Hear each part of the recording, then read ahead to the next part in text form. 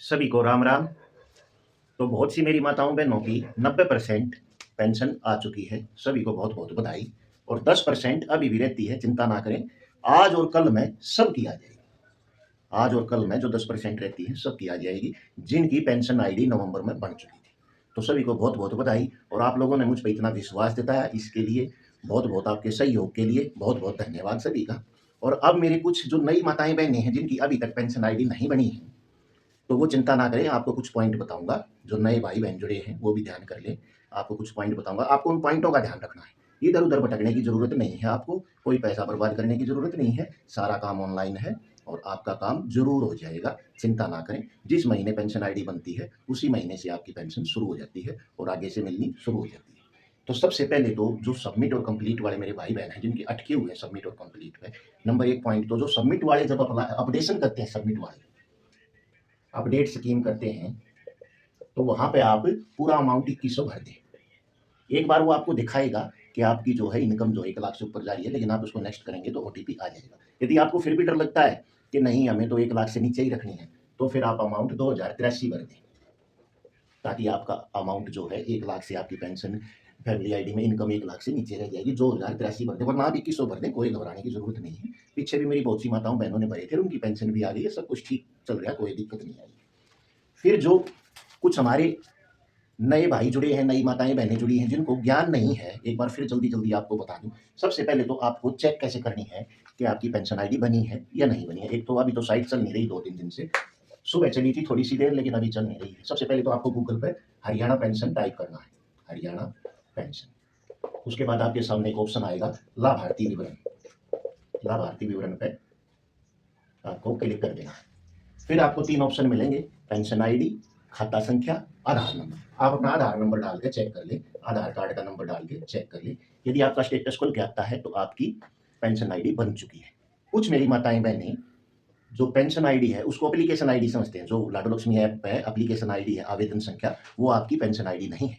जब pension department की site पर आप चेक करेंगे आधार नंबर डालकर, तभी आपको जो, यदि आपका स्टेटस खुल के आता है तो वहां पे लिखा मिलेगा बेनिफिशियरी आईडी। बेनिफिशियरी आईडी ही पेंशन आईडी, बेनिफिशियरी आईडी को ही पेंशन आईडी बोला जाता है। एक तो ये ध्यान करें। अब जिनका स्टेटस खुल के आ गया, बेनिफिशियरी आईडी दिखाई देगी, पेंशन आईडी दिखाई देगी, तो उन्हें 3-4 बातों का ध्यान करना। एक तो जहां पे अकाउंट नंबर है वो देखना है कि एक्सेप्ट है या रिजेक्ट है, वो एक्सेप्ट होना चाहिए। फिर आपको देखना है अपडेशन की डेट क्या है, अपडेटिंग की डेट क्या है।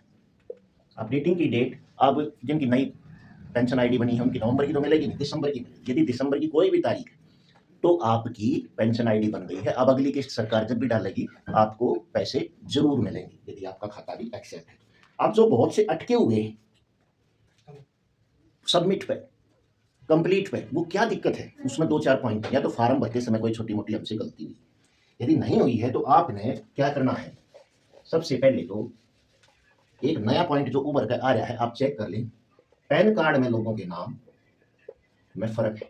जैसे आपके आधार कार्ड में मान लीजिए रणबीर है और पैन कार्ड में आपका BEER है, तो जिनके भी पैन कार्ड में मिसमैचिंग है वो लोग अपना पैन कार्ड में सुधार जल्द से जल्द करा लें। पैन कार्ड के नाम को आधार कार्ड के नाम से मिला लें, जो आपके आधार कार्ड में नाम है वही आप पैन कार्ड में भी करा लेंगे। तो ये काम बहुत जरूरी है। इसकी वजह से भी ये नया पॉइंट निकल के आया, इसकी वजह से भी आपकी पेंशन आईडी नहीं बन रही, आपके फार्म सबमिट पे और कंप्लीट पे अटके हुए हैं।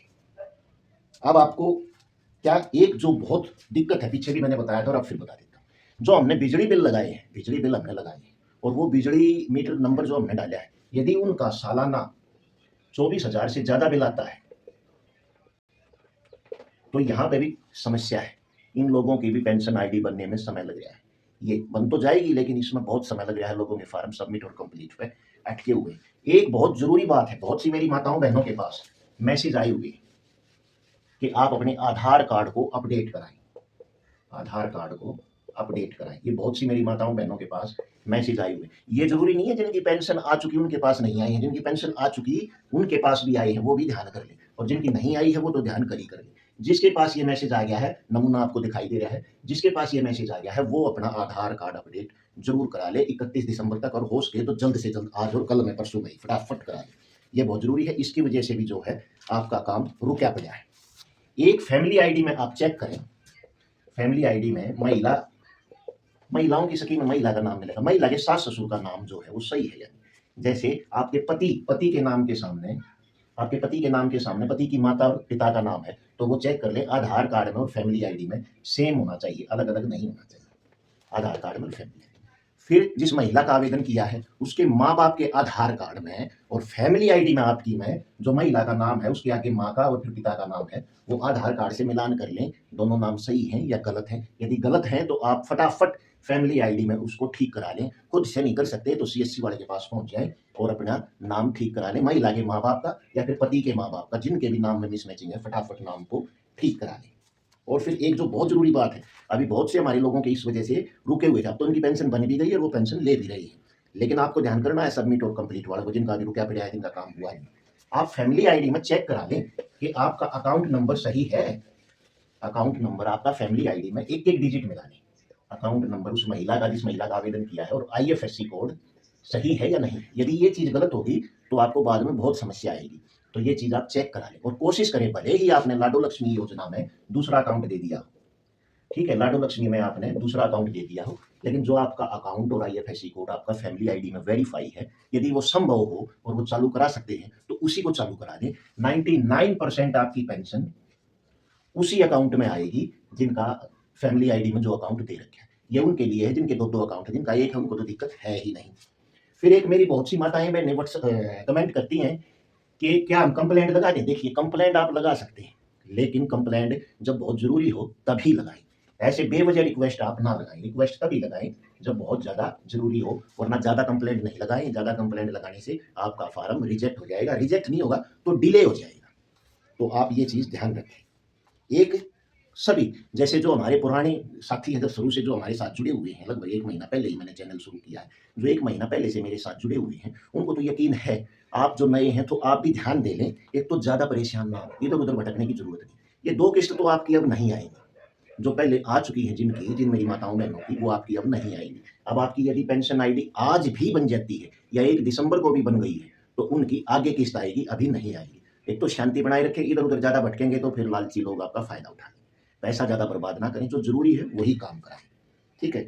और फिर भी यदि आपको कोई दिक्कत रहती है, तो आप मेरे को कमेंट कर दें, मैं आपके कमेंट का ज़रूर जवाब दूँगा। जितनी भी मुझसे मदद होगी, मैं आपकी मदद ज़रूर करूँगा। लाडो लक्ष्मी योजना पे जो भी नई अपडेट आएगी, मैं आपको बताता भी रहूँगा। बहुत सी महिलाएँ, मेरी माता बहनें कहती हैं कि हमारे पास मैसेज नहीं आते। आप मैसेज की चिंता ना करें, मैं लगभग डेली एक वीडियो तो लाडो लक्ष्मी पे बना ही रहा हूँ। आपको डेली मैं अपडेट करता रहूँगा, जो भी नई बात आएगी आपको बताता रहूँगा। बहुत सी मेरी माताएँ बहनें जिनकी पेंशन आ चुकी हैं, उनके पास मैसेज नहीं आए, लेकिन उनके पैसे खाते में आ चुके हैं। तो मैसेज-वैसेज का ज़्यादा इंतज़ार ना करें, आप चैनल पे वीडियो देखते रहें, आपको अपडेट मिलती रहेगी। तो यही 5-7 पॉइंटों पे आपसे बात करनी थी। किसी भी भाई-बहन को, मेरे को कोई भी दिक्कत है, वो मुझे कमेंट कर सकता है, मैं उसकी मदद ज़रूर करूँगा, जितनी भी मुझसे बनेगी। मैं किसी तरह का कोई पैसा नहीं लेता, ना ही मैं इन चीज़ों में विश्वास रखता। आप मेरी वीडियो देखते रहेंगे, मुझे पैसा तो यूट्यूब भी दे देगा।